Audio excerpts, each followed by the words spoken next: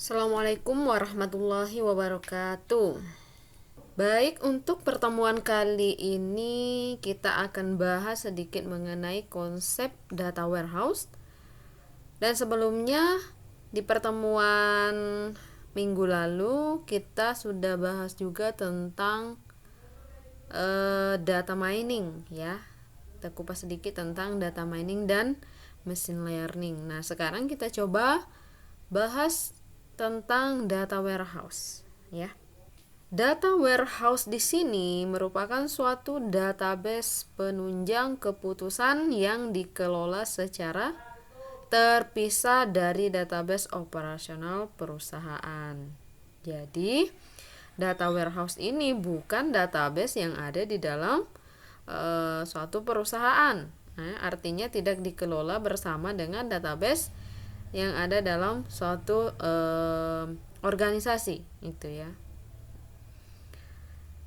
Data warehouse di sini merupakan penunjang pemrosesan ya.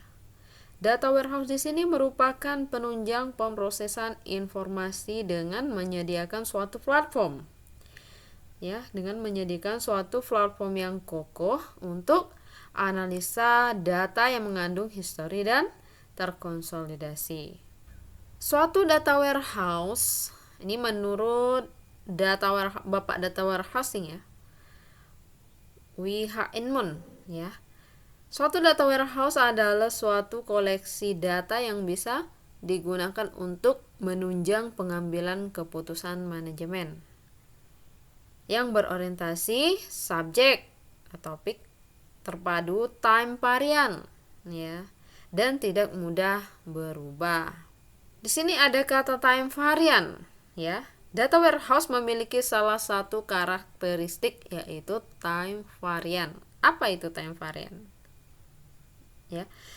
Jadi time varian di sini data yang disimpan hanya mengandung nilai saat ini saja. Namun tentu saja sistem operasionalnya masih menyimpan beberapa data yang sifatnya masa lalu. Akan tetapi, secara esensial, sistem operasional menggambarkan informasi, ya, informasi saat ini. Kenapa? Karena sistem ini mendukung operasi setiap harinya, ya, pada data warehouse. Ini disebabkan oleh tujuan naturalnya adalah data warehouse mengandung data historis. Kemudian ini tidak hanya nilai saat ini saja, ya. Akan tetapi dia akan menyimpan data-data sebelumnya, ya. Nah, data ini disimpan sebagai gambaran masa lalu, ya. Dan periode saat ini, ya. Setiap struktur data dalam data warehouse ini mengandung elemen waktu, ya. Itu kenapa dikatakan time varian, karena setiap struktur data di dalam data warehouse ini mengandung elemen waktu secara alamiah. Karakteristik time varian di sini adalah dapat mengizinkan untuk menganalisa masa lalu, ya, lalu menghubungkan informasi saat ini dan memungkinkan untuk memprediksi masa depan. Menurut Barry Devlin, konsultan IBM, mengatakan bahwa suatu data warehouse di sini sederhananya adalah suatu penyimpanan data tunggal, ya, yang lengkap dan konsisten yang diperoleh dari berbagai sumber dan dibuat tersedia bagi end user dalam suatu cara yang bisa mereka pahami dan bisa mereka gunakan dalam satu konteks bisnis. Nah, di sini ada arsitektur data warehouse. Arsitektur data warehouse di sini yang pertama terdiri dari sumber data internal. Ya, di sini ada sumber data operasional 1 dan sumber data operasional 2.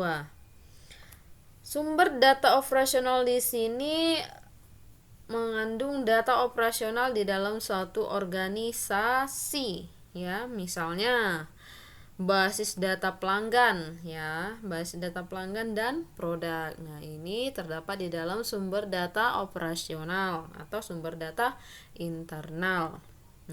Kemudian di sini ada sumber data eksternal ya. Sumber data eksternal di sini sumber data yang diperoleh misalnya melalui internet ya. Eksternal berarti di luar daripada organisasi, yang diperoleh seperti melalui internet, kemudian basis data komersial, basis data pemasok atau pelanggan ya. Jadi kalau eksternal namanya juga eksternal berarti di luar daripada perusahaan atau organisasi ya. Nah, kemudian di sini ada manajer data warehouse. Berbagai data yang berasal dari sumber ini ya, seperti sumber data internal dan eksternal ini digabungkan dan diproses ya, dan diproses lebih lanjut oleh manajer data warehouse dan disimpan di dalam basis data yang tersendiri. Ini ya, ini akan disimpan di dalam basis data yang tersendiri. Nah, selanjutnya di sini ada perangkat lunak seperti OLAP, kemudian ada data mining ya. Kemarin sudah kita bahas sedikit tentang tools-tools yang terdapat di data mining.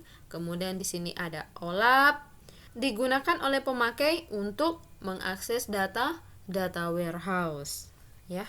OLAP di sini suatu tools yang disebut kalau singkatannya OLAP, tapi kalau kita menyebutnya Online Analytical Processing atau disingkat dengan OLAP ya.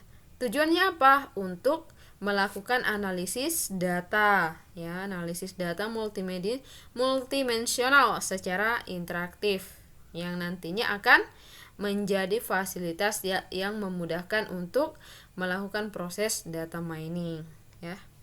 Nah, pada dasarnya user ini membutuhkan kemampuan untuk menampilkan analisis multidimensional dengan kalkulasi yang kompleks. Nah, tapi pada kenyataannya dalam media atau alat penulisan laporan seperti query ya, itu tidak mampu memenuhi kebutuhan itu ya.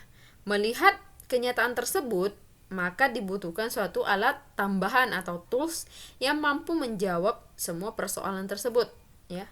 Dibutuhkanlah sekumpulan alat yang secara khusus yang dapat melakukan analisis secara serius ya. Itulah OLAP ya. Itulah makanya dibutuhkan dengan OLAP, karena ada sesuatu yang tidak mungkin dapat dilakukan oleh berdasarkan analisis manusia ya, berdasarkan dengan analisis manusia. Kalau datanya masih puluhan mungkin masih bisa dianalisis oleh manusia, tapi jika datanya sudah ribuan ya, itu akan sulit ya, akan sulit, bahkan tidak bisa dilakukan oleh manusia dan membutuhkan yang namanya tools data mining ataupun OLAP ya.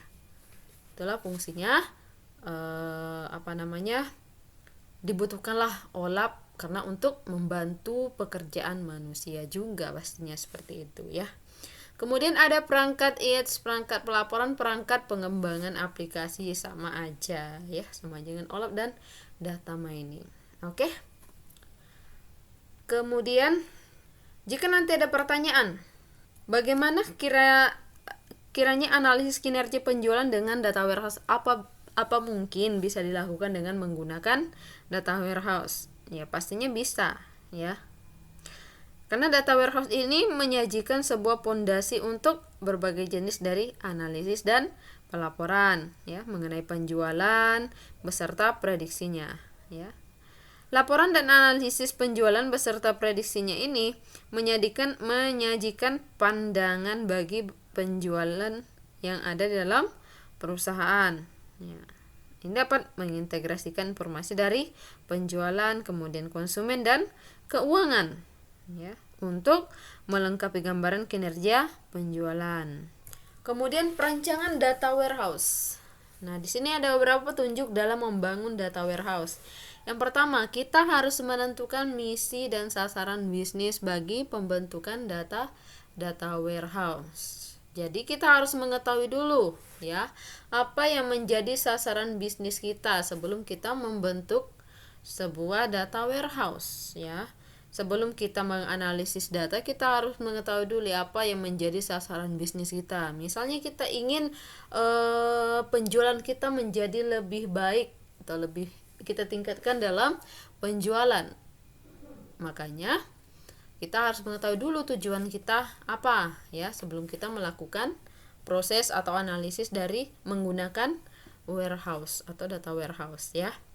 Kemudian kita mengidentifikasi data dari basis data operasional dan sumber lain yang diperlukan bagi data warehouse ya. Jadi mengidentifikasikan data di sini artinya kita benar-benar memilih data apa saja yang kita butuhkan. Jadi tidak mubazir dengan baik itu memori yang kita gunakan ya, karena semakin banyak data yang kita gunakan itu akan semakin sulit di dalam proses analisisnya. Maka dari itu kita perlu mengidentifikasikan data apa saja yang kita butuhkan. Kemudian yang ketiga adalah menentukan item-item data dalam perusahaan dengan melakukan standarisasi penamaan data dan artinya. Ya, sama juga dengan mengidentifikasi. Di sini kita menentukan item-item data yang dalam perusahaan dengan melakukan standarisasi penamaan data dan artinya. Pasti data itu ada yang kita anggap penting, ada yang tidak penting ya. Kemudian ada yang harus kita namai dengan sesuai dengan standarisasi yang kita butuhkan gitu ya. Kemudian merancang basis data untuk data warehouse. Nah, ini seperti penjelasan sebelumnya, bahwasanya data warehouse ini berbeda dengan basis data yang terdapat dalam suatu organisasi ya. Ibarat kata ini, data warehouse ini adalah data penyaringan ya, data penyaringan daripada database operasional gitu. Data yang sudah dibersihkan, data yang sudah ibaratnya sudah tidak tidak ada kerangkapan data lagi ya, makanya disebutlah dengan basis data warehouse itu ya. Kemudian membangun kebijakan dalam mengarsipkan data lama sehingga ruang penyimpanan tak menjadi terlalu besar dan agar pengambilan keputusan tidak menjadi terlalu lambat. Nah, ini ada keterkaitan dengan nomor yang kedua, itu mengidentifikasi data dari basis data operasional dan sumber data lainnya. Ya, tujuannya apa? Kita harus mengarsipkan data lama sehingga ruang penyimpanan kita tidak begitu memakan banyak tempat ya, tidak menjadi terlalu besar, dan pastinya dalam proses pengambilan keputusan itu tidak lambat ya, cepat gitu. Kemudian yang terakhir adalah menarik data produksi atau operasional dan meletakkan ke basis data atau warehouse-nya yang sesuai dengan kebutuhan saja ya. Yang kita ambil itu sesuai dengan yang kita butuhkan dan hasil yang output yang ingin kita tampilkan seperti apa. Gitu ya.